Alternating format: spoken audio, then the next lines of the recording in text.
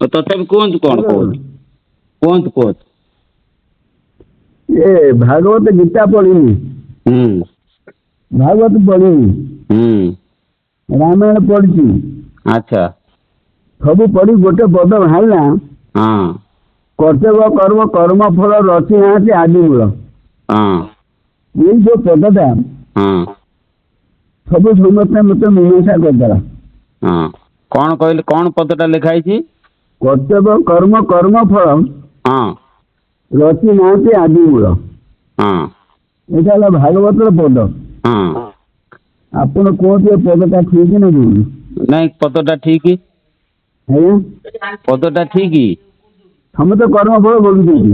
ନା ନା, କର୍ତ୍ତବ୍ୟ କର୍ମ କର୍ମ ଫଳ ଆକୁ ରଖି ନାହାନ୍ତି ଆଦି ମୂଳ। ବୁଝିଲ କି? ଆଦି ମୂଳ କଲେ ପରମ ବ୍ରହ୍ମ। ବୁଝିଲେ କି?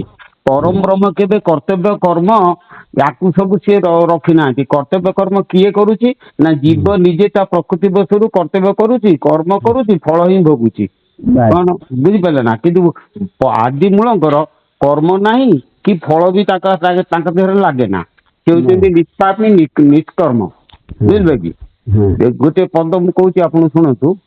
କର୍ତ୍ତବ୍ୟ କର୍ମର ଦୁଃଖ ଦାବାନଳ, ତାପରେ ଯଦି କାହୁଦ ଜଳୁଛି, ବିନା ଶାନ୍ତି ବାରି ବର୍ଷଣେ କେବେ କି, ସେ ଜ୍ୱଳନ ନିର୍ବାପିତ ହୋଇଛି। କର୍ତ୍ତବ୍ୟ କର୍ମର ଦୁଃଖ ଦାବାନଳ। ଆମେ ଯୋଉ କର୍ତ୍ତବ୍ୟ କରୁଛନ୍ତି ସେ କର୍ମର ଫଳ ଦି ପ୍ରକାରର ମିଳେ। କେବେ ନା ଗୋଟିଏ ସୁଖ, ଆଉ ଗୋଟେ ହଉଛି ଦୁଃଖ। ଦୁଃଖ।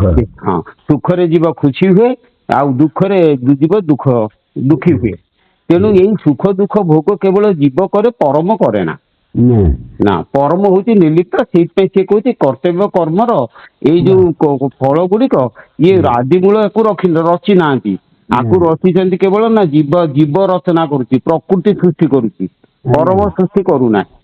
ତେଣୁ ଏ ବାକ୍ୟ ଭୁଲ ନୁହେଁ। ବୁଝିଲେ? ମୁଁ ଆପଣଙ୍କର ସବୁ ଗୁଡାକ ଶୁଣୁଛି। ହଁ ହଁ ବହୁତ ଲୋକ ଆସି ଆପଣଙ୍କୁ ଦେଖା କରୁଛନ୍ତି। ହଁ ହଁ ଆପଣ କହୁଛନ୍ତି ଏଇଠିକି ଆସ, ମୁଁ ସବୁ କଥା ମୋବାଇଲରେ କହିପାରିବି ନାହିଁ। ହଁ ହଁ ହଁ ଜାଣିଲି, ପଢୁଛନ୍ତି ତ ଆଉ। ନା କଣ କହୁଛନ୍ତି? ହଁ ହଁ ତେଣୁ ରଘୁକୁଳ ରୀତି ସଦା ଚାଲି ଆଇ, ପ୍ରାଣ ଯାଇ ପର ବଚନ ନ ଯାଇ। ବଚନ ନ ଯାଇ। ବାସ୍ ବାସ୍। ଆଚ୍ଛା, ରାମ ସୀତାଙ୍କୁ ଛାଡ଼ିଦେଲେ ବନରେ, ହୁଁ ଚାଉଳ ରସଗୋଲା ଦେଇଥିଲେ କି? ହୁଁ ହଁ କୁହନ୍ତୁ। ବିସର୍ଜୀ ଭାଗିରଥୀ ତୀର କାନନେ, ଲେଉଟାଇଲେ ରଥ ଅଥୟ ମନେ। ହଁ ଘନ ଘନ ଲୋତକ ଧାରା ନେଉନୁ, ଝରି ତିଞ୍ଚିଲା ବକ୍ଷ ତିଞ୍ଚିଲା ଧ୍ୱନି। ରାମ କଣ ଭୁଲ କରିଥିଲେ? ନାଇଁ। ସୀତାଙ୍କର ଭୁଲ ନାହିଁ ନା? ହଁ ଶାଶୁ କହିଥିଲା ଅପୂର୍ବ ଜିନିଷ ମାଗିବୁ ନାହିଁ।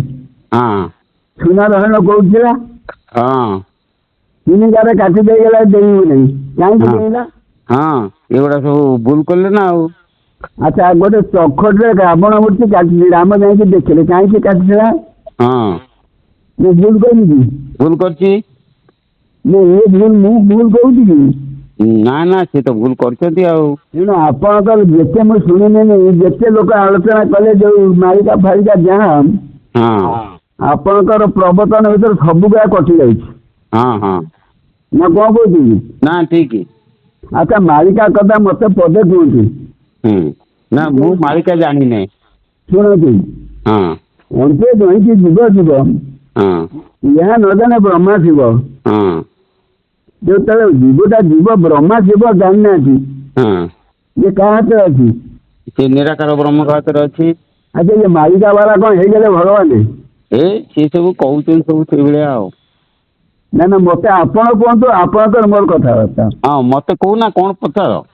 ଇଏ କହୁଛି କର୍ତ୍ତବ୍ୟ କର୍ମ କର୍ମଫଳ ଯୋଉ କହିଲି, ଗୋଟେ ପଦ ଅନ୍ତେ ଯାଇକି ଯିବ ଯିବ, ଏହା ନ ଜାଣେ ବ୍ରହ୍ମା ଶିବ। ଏକଥା ତ ବ୍ରହ୍ମା ଶିବ ଜାଣିନାହାନ୍ତି, କହୁନା ଯେ ଯିବ ଯିବ। ଏ ମାଳିକା ତୁମେ ଜାଣିଲେ, ଯେତିକି ଏଠି ଏଠି ଧ୍ୱଂସ ହବ, ଏଠି ଏଟା ହବ, ଏଠି ପାଣି ମାଡ଼ି ଆସିବ, ଏସା ହବ। ସେ ସବୁ ବାହାସ୍ପୋଟ କଥା। ନା କଣ କହୁଛନ୍ତି? ସେଗୁଡାକ ସବୁ ସତ୍ୟ ନୁହେଁ। କିଏ ତାର ପ୍ରମାଣ ଦବ ଯେ ଏଇ ଜିନିଷ ହବ, ଏଇ ଜିନିଷ ହବ? ଖାଲି ଗୋଟେ ଅନ୍ଧବିଶ୍ୱାସରେ ମାଳିକା ଚାଲିଛି ନା ଆଉ। ସେଇଆ। ଆଚ୍ଛା, ଧର ଆଗ୍ନେୟଗିରି ଅଛି, ଆଗ୍ନେୟଗିରି କଣ ନିଆଁ ଦୂରଣ ହବନି? ହବ। ଆଚ୍ଛା, ବାତ୍ୟା ଅଛି, ବାତ୍ୟା କଣ ହବନି? ହବ। ସମୁଦ୍ରରେ ପବନ ଏକାଠି ହେଲେ ବାତ୍ୟା ହବ। ହଁ ତୁମେ ମାଳିକା ବାଲା କଣ ଅଧିକା ଲେଖୁଛ? ମେ ରାମ। ଯୋଉଟା ଭାଗବତର ଧରନ୍ତୁ ଗୋଟେ ହଉଛି କପତି ଉପାଖ୍ୟାନ। ଆଚ୍ଛା ତାର ମେନ୍ ପଦ ହଉଛି କଣ? କର୍ତ୍ତବ୍ୟ କର୍ମ କର୍ମ ଫଳ ରଚନା ହାତୀ ଆଦି ମୂଳ ଭୂତ କର୍ମ ପାଦ ସେବ କର୍ମ ହୁ ନାଇଁ ଅନ୍ନ ଦେବ। ବାସ୍ ନା କଣ କରୁଛି? ଏକଦମ ଠିକ ନା। କର୍ମ ଫଳ କିଏ? ରାମ ଭୋଗିଲେ, କୃଷ୍ଣ ଭୋଗିଲେ, ଚୈତନ୍ୟ ଭୋଗିଲେ, ବୁଝିଲେ ନା? ସମସ୍ତେ ଭୋଗିଲେ। ଏଠି ଗୋଟେ ନାମ ହେଇଛି ଇଏ ମଠରେ, ଆପଣ ତ ସେ ନାମଟା ଶୁଣନ୍ତୁ। କହିବି ନା? କହୁନା। ଜଗନ୍ନାଥ ରାମ କୃଷ୍ଣ ଗୌର ନିତ୍ୟାନନ୍ଦ ନାରାୟଣ ନର ହରି ଶ୍ରୀରାଧା ଗୋବିନ୍ଦ। ମନେ ରହିଲା ନା?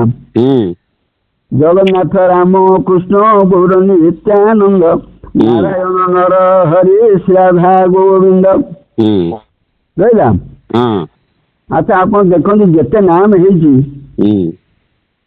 ନରହରି ନାଁ ଅଛି କି? ନା। ଜଗନ୍ନାଥ ନାଁ ଅଛି କି? ନା। ନାରାୟଣ ନାଁ ଅଛି କି? ନା। କାହିଁକି ନାହିଁ? ସେ ରଚି ନାହାନ୍ତି ଆଉ। ତାମାନେ ୟାଙ୍କ ନିଜ ସ୍ୱାର୍ଥରେ କରିଛନ୍ତି, କେବଳ ନିଜ ମନ ଗଢା। ଆଚ୍ଛା ସତ୍ୟଜିରେ ନାରାୟଣ ରୂପ ନର ହରି ହିରଣ କଶିପୁ ନଖେ ଦେଲେ କବି ଧରି ଶ୍ଵେତାଦିଗ ରାମ ରୂପ ହେଲେ ନାରାୟଣ ସାଗରରେ ବନ୍ଧ ବାନ୍ଧି ବଧିଲେ ରାବଣ। ଦ୍ୱାପର ଯୁଗରେ ହରି କୃଷ୍ଣ ଅବତାର କଂସ କୃଷି ନାସି ଧର୍ମ ରଖିଲେ ସଂସାର। କଳି ଯୁଗେ ଶୀତଚନ୍ଦ୍ର ନଦୀ ନଗରେ ନାମ ସଂକୀର୍ତ୍ତନ କରି ଗଲେ ଘରେ ଘରେ। ନାମକୁ ଚିହ୍ନିଲେ ଯିବ ପରମେ ସଇ ଛୋଲ ଭେଳା ପ୍ରାୟ ଭବ ସିନ୍ଧୁରେ ଭାସଇ। ନାମ ହେଲେ ରୂପ ତୋର ନଛୁଇଁବେ ଆଉ ନାମକୁ ନବଜି ଏଣେ ତେଣେ କିମ୍ବା ଧାଉ। ନିରାଞ୍ଚଳେ ବସିଛନ୍ତି ଦାରୁ ବ୍ରହ୍ମ। ଗୋଟେ କଥା ଶୁଣ, ମୁଁ ବର୍ତ୍ତମାନ ଟିକେ ବଜାରକୁ ଆସିଛି ହେଲା। ଖରାରେ ମୁଣ୍ଡ ପାଚି ଯାଉଛି, ପଛରେ ଆମେ ଟିକେ କଥା ହବା, ବୁଝିଲେ ନା? ଆପଣ ଫୋନ କରିବେ ମୋ କତିକି? ହଁ ମୁଁ କରିବିନି, କରିବି ନା। ହଉ ଫୋନ ନମ୍ବରଟା ରଖନ୍ତୁ, ଆପଣ ଏ ଫୋନ ନମ୍ବର ରଖନ୍ତୁ। ଏଇଟାକୁ ତ ସେଭ୍ କରିଦେଲେ ଆଉ। ହଉ ହଉ ହଉ ଆପଣଙ୍କ ଫୋନ ନମ୍ବର ମୁଁ ରଖିଛି। ହଁ ହଁ ହଉ।